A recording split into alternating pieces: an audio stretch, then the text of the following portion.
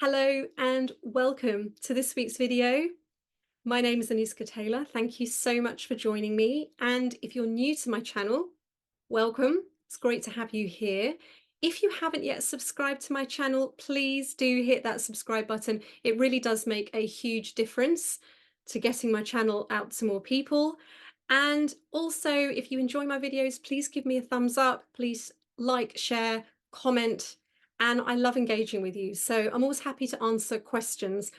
Just as a little caveat to that, if it's too specific to you, I'm not going to be able to really help you. So if you want more personal support, don't forget you can book a private session with me, a coaching session below, or if you're interested in private coaching, you can also book a consult below. So all the links are below, or there's freebies, there's online course, and actually just before I continue, hot off the press, but it's not quite off the press yet, I have a brand new online course I'm going to be releasing very soon.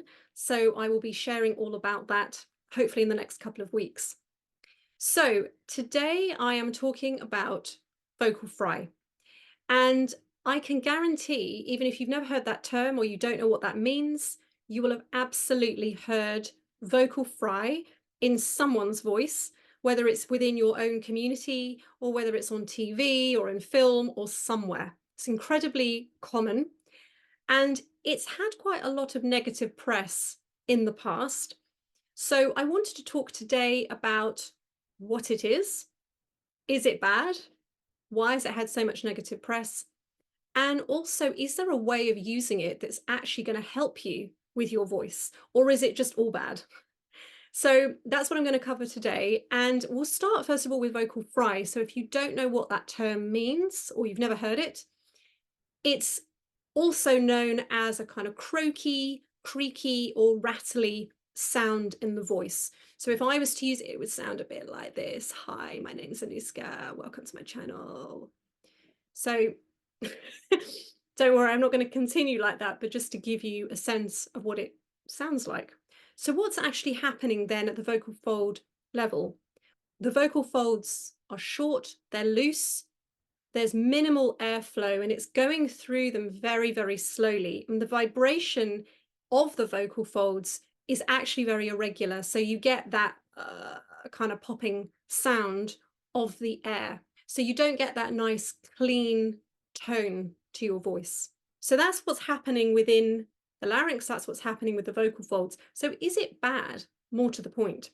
Well, in and of itself, it's not bad at all. It's more to do with how it's being used and how often it's being used, because you can actually create this vocal fry sound with a lot of constriction, or you can do it more relaxed. But also, it is an extreme vocal quality. And so prolonged use is likely to create vocal fatigue, some level of vocal discomfort, and reduced vocal range, because you sort of get stuck in this muscle memory pattern, and then it's very hard to actually get out of there.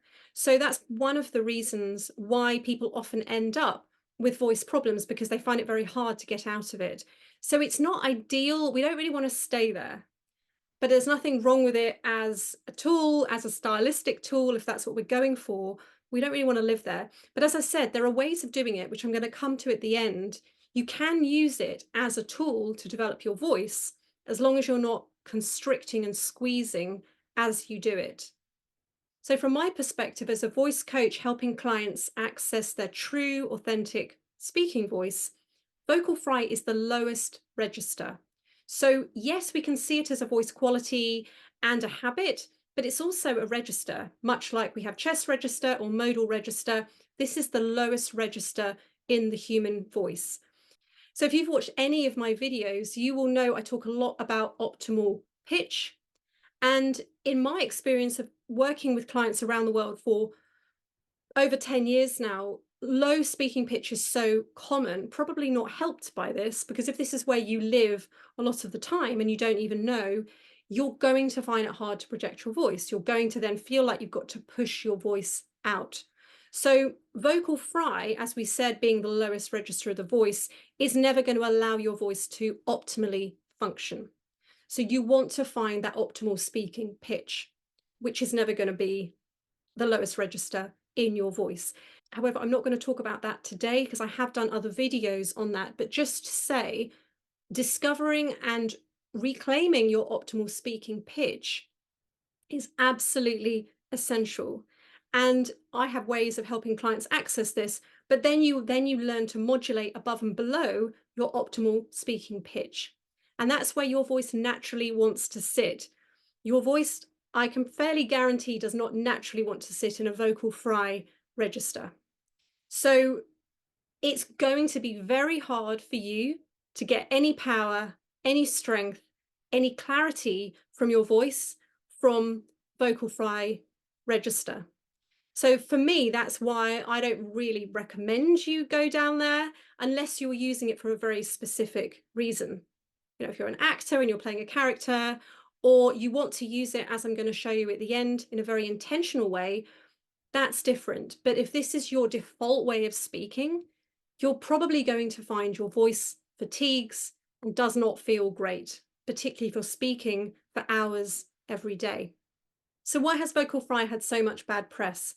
Well, it was kind of made popular, I guess, or brought to the attention of the masses with people like Kim Kardashian. And so there's an element of younger women using this register for various reasons.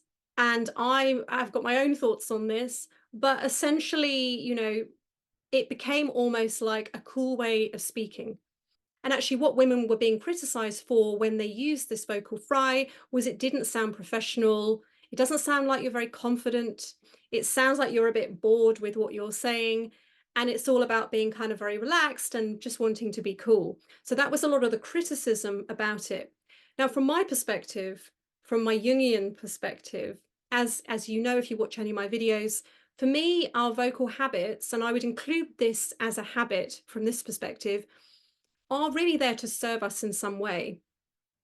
And particularly when they appear to not be serving us, but we still use them.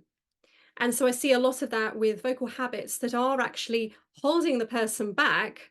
Using this as an example, it's very hard to project your voice when you're in vocal fry register, but yet still people go for that really low register in their voice because it's perceived to be more powerful, more authoritative. In some cases, you could argue maybe more professional. But from my perspective, it's all about what are you conscious of? Are you consciously using vocal fry, or are you just getting swept down the river because everyone else is doing it? Because I want to look cool, so I'm going to use vocal fry, or I'm just copying everyone else around me, or actually, you know, I don't really want to be heard. And as I said, when we go to that lowest register in our voice, we're never going to be heard. It's very hard for me to get my voice out if I speak like this because no one can really hear me. So I'm pulling my voice back, and it's really hard for me to actually get my message out there. So there's this kind of weird conflict because in the one sense, we're told that low pitches mean more authority and more power. But on the other hand, you actually can't get power in your voice when the pitch is too low because it's not about the pitch. I mean, to some extent, it's about the pitch, but it's really not. It's more about the resonance in the voice. And it's very hard to get power in the voice when the pitch is really low. So again, I'm not going to go into massive amounts of depth there, but just to question, if you are aware of this in your voice, start to question, how is this serving me? What do I feel this habit, this vocal habit, gives me? Does it give me the illusion of confidence and power and authority? Because that's really what you want to work on. And if you are consciously using this, great. But most people's vocal habits are very unconscious and they're really there to avoid something in themselves.